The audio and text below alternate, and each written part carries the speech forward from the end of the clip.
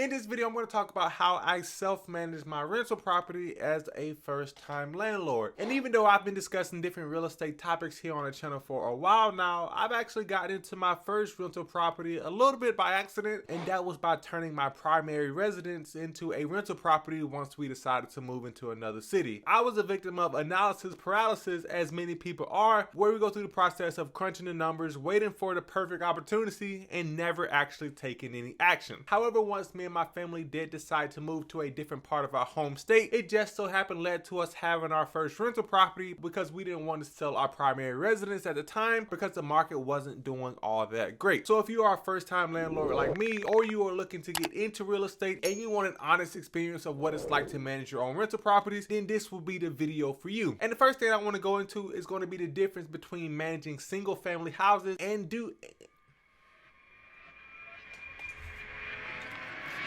and the first thing that I want to go into when you think about self-managing your rental properties would be having a business versus a hustle mindset. On this channel, I have taken a hustle mindset towards everything. And what I mean by this is that I felt that if I put more effort, if I put more time, and if I put more of myself into projects, then it would become more successful. But I quickly learned that when dealing with rental properties and when dealing with real estate in general, having a hustle mindset might not be to your benefit, and what you instead will want is a business mindset. When you have a business mindset, you're not necessarily going to be thinking about saving every single penny, but rather how you can be the most efficient with your time and resources in order to automate your processes. If you have a hustle mindset as you're trying to scale a business, you are quickly going to run out of hours in the day. You can only do so much when you're preparing your rental property and you're maintaining it and you're cleaning it. And at some point, if you want to own 2, 5, or even 10 rental properties, you are going to have to mentally be able to delegate some of those responsibilities so that you have more of your time available to scale that business up. One of the first things that I delegated when getting my former primary house ready to be a rental property was the cleaning and maintenance of it. When initially thinking about moving out, I thought, well, yeah, I can just clean the house myself. I can get it pretty good. But then I took a step back and thought, if I was moving into a house, I would want to know that it was professionally cleaned. Even though I may have cleaned it good enough for my standards, there is no way to know if I got every single nook and cranny out. So that's why I ultimately decided to use Angie's List in order to get the property completely cleaned out from top to bottom, kitchens to bathrooms, for $400. Now, at first, I thought that this was a pretty high premium, but when I actually thought about all the hours that it would have taken me to get that house to that same level of cleanliness, it probably would have taken me at least 7 days of cleaning after work, and it only took that contractor 8 hours. Another thing that I chose to delegate was the maintenance of the property as far as repairing hose and paint. Even though I attempted to do this myself, I figured that in order to get practice managing a rental property outside of my immediate vicinity, then I would need to have a list of reputable contractors that I can trust in order to repair hose, fix sinks, and overall be able to keep up the upkeep on the house, even when I didn't want to personally involve myself in the situation. As a landlord or as a property manager, you don't want to necessarily be giving any favors. There should be a wall between you and the tenant where the communication is strictly business. This avoids any misunderstandings, any leniencies about late rent, and also any uncomfortable conversations about money that month. And having this separation between being a property manager and having a tenant is one of the main reasons why I would never consider renting a property to a family or friend. Once you mix business with pleasure, you are going to be asking for a disaster. However, other than cleaning and maintenance, I did take one step into my own hands in order to get prospective tenants for the property. And although I would like to take all of the credit, what actually helped me out as a self-managed landlord was this website called Avail.co. Now, I've been using Avail.co for a few months now, and I wouldn't recommend it if I didn't completely trust it. And when I was looking for prospective tenants to the property, all I had to do was upload one listing on Avail.co's website, and it then immediately published to 10 or 12 of the most popular rental platforms. And when somebody clicked on a lead from any of those other platforms, a lead would then be generated and monitored on the Avail.co dashboard, allowing me to keep all of my prospective tenants in one place. After reaching out to the people that showed interest, Avail.co also allowed them to complete a background check and submit a rental application, so the entire front load of the rental process was really automated already through just a few clicks of a mouse. I will say that the only thing that Avail.co did not do was list the property on Zillow, which may be one, if not the most popular website in order to find leads. But even though I did gather quite a few leads from posting the property to Zillow, I ultimately found and chose a tenant through the Avail.co leads. But before we move past that too quickly, once someone did click on the lead, whether it's through one of the Avail.co websites or whether it was through Zillow, one of their first questions was always, when can I see the property? And I had to make a decision of whether or not I want to personally show the properties or get someone to show it for me. And because it is basically just me with one house at this time, I chose to show the house myself. So what this meant as a self-managed landlord was that I had to drive 2.5 hours hours to wait at the property for prospective tenants to show up. Now this isn't a bad idea if you only have 1 or 2 properties, but if you're trying to get 5 to 10 properties filled at one time, I would definitely try to outsource this as well. But for me personally, all I had to do was wait at the house for a few hours and I was able to meet a few quality tenants. And then, as I briefly mentioned earlier, once I did find 1 or 2 quality tenants that I thought would be pretty good, I requested a background check and a rental application through the Avail.co dashboard, and upon them returning and me verifying income, credit scores, and overall debt to income ratios, I was able to then generate a lease specific to my state through Avail.co. So some of my criteria personally when looking for a prospective tenant was that they had to have at least a 620 credit score, also making 3.5 times the rent, or if they was applying with a co-applicant, then the income combined had to be 3.5 times the rent, as well as not having any late or missed payments in the last 90 days. And what's great is that the Avail.co dashboard allowed me to see all of this information really clearly so that I wouldn't be blindsided or misunderstanding reported income, and it really helped me feel secure in my decision of picking a good tenant. But once I had the state specific lease generated, I was then able to send it over to the tenant, and once they signed, I was able to sign it myself, and basically that was it. I did do some further research and read the entire lease before sending it out to make sure that all the provisions that I wanted personally in the lease were included, such as that the tenants would be taking care of all utilities. They also would be taking care of landscaping and other minor things, as well as ensuring that the correct amount was requested for the security deposit. And although you may think that it ends there, Avail.co also allows you to set up and receive payments as well as keep track of maintenance requests. And all of this is just to say that the Avail dashboard really does help me feel confident as a self-managed landlord. It automatically sends reminders for rent payments. It helps me keep track of my income and expenses for tax purposes. And for all of those features, it only costs $7 a month for each unit that you have. Now, I'm not saying that the Avail dashboard is the best dashboard out there. I'm sure that there are a lot of other property management softwares that are as good, if not better than Avail, but I personally have been having a really positive experience with it. So if it's something that you want to check out, then I'll put the link in the description below. However, I really hope you found value in this video. If you did find value in this video, then hit that subscribe button, as I do make a lot of other videos about investing, personal finance, and side hustles. And if you do decide to subscribe and join the community, I will see you in the next one, guys.